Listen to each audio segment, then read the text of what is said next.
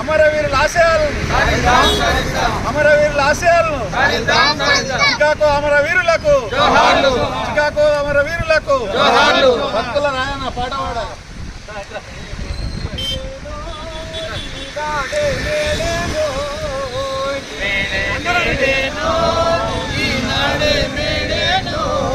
బానిస బతుకుల అంతిమ గీతం ఆలపించి గొంతెత్తిన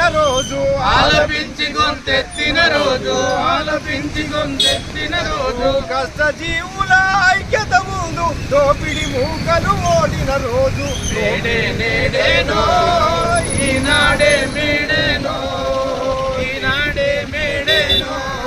ఎర్రటి రక్తం చిందిన రోజు ఎరుపు జెండ సృష్టించిన రోజు కార్మిక భవిష్యత్తుల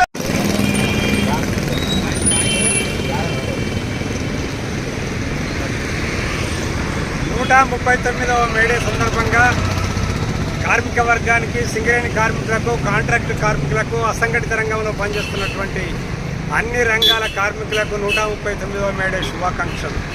కామ్రేడ్స్, ఇవాళ 1986 చికాగో నగరంలో ఏదైతే కార్మికులు తమ రక్తాన్ని చిందించి ఎర్ర జెండాను మనకు అందించి అనేక హక్కులు మనకు ఇచ్చారో ఆ హక్కులన్నీ కూడా ఇవాళ ప్రపంచవ్యాప్తంగా ఉన్నటువంటి సామ్రాజ్యవాదులు, పెట్టుబడిదారులందరూ కూడా అణచివేయడానికి ప్రయత్నం చేస్తున్నారు.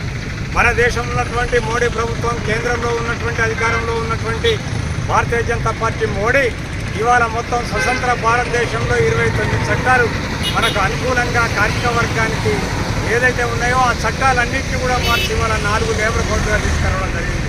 ఈ 4 లేబర్ కోడ్లు మీకు వచ్చినట్టయితే వీటి దుష్ఫలితాలు చాలా తీవ్రంగా రేపు కార్మిక వర్గం ఎదుర్కోవాల్సినటువంటి ప్రమాదం ఉంది. ఒకవైపు పని గంటల పెంపు, మరొక వైపున ట్రేడ్ యూనియన్లు లేకుండా చేయడం, మరొక వైపున అనేక సెలవు దినాలు రద్దు, కార్మిక వర్గానికి ఎలాంటి హక్కు లేకుండా కట్టుబానిసరిగా చేసేటువంటి ఒక పరిస్థితిని ఈ 4 లేబర్ కోడ్లలో ఉంది. కనుక ఈ దేశంలో ఏదైతే ప్రధానంగా ఈరోజు కార్మిక వర్గం ఆ నామమాత్రం హక్కులు కూడా అనుభవిస్తున్నారో ఆ హక్కులు కూడా ఇవాళ లేనటువంటి పరిస్థితి మనకు ఏర్పడుతుంది. కనుక రేపు మే 20న జరిగేటువంటి అఖిల భారత సమ్మెలో కూడా కార్మిక వర్గం అంతా పెద్ద ఎత్తున పాల్గొనాలి. భారతదేశంలో ఉన్నటువంటి కార్మిక సంఘాలు, ఫెడరేషన్లు, బ్యాంకులు, ఎల్ఐసీలు, సంఘటిత అసంఘటిత రంగ కార్మికులు, సంయుక్త కిసాన్ మోర్చా పెద్ద ఎత్తున కూడా పిలుపునివ్వడం జరిగింది. మోడీ ఏదైతే ఈ దేశంలో అమలు చేయదలుచుకున్నాడో ఈ 4 లేబర్ కోడ్స్ రద్దు కోసం మే 20న జరిగేటువంటి సమ్మెను కూడా కార్మిక వర్గం పెద్ద ఎత్తున పాల్గొని విజయవంతం చేయాలని, మోడీ తీసుకొచ్చిన కార్మిక వ్యతిరేక విధానాలకు తగిన బుద్ధి చెప్పాల్సిందిగా ఐఎఫ్టీగా మీ అందరికీ మేము పిలుపునిస్తున్నాం. చికాగో అమరవీరులకు,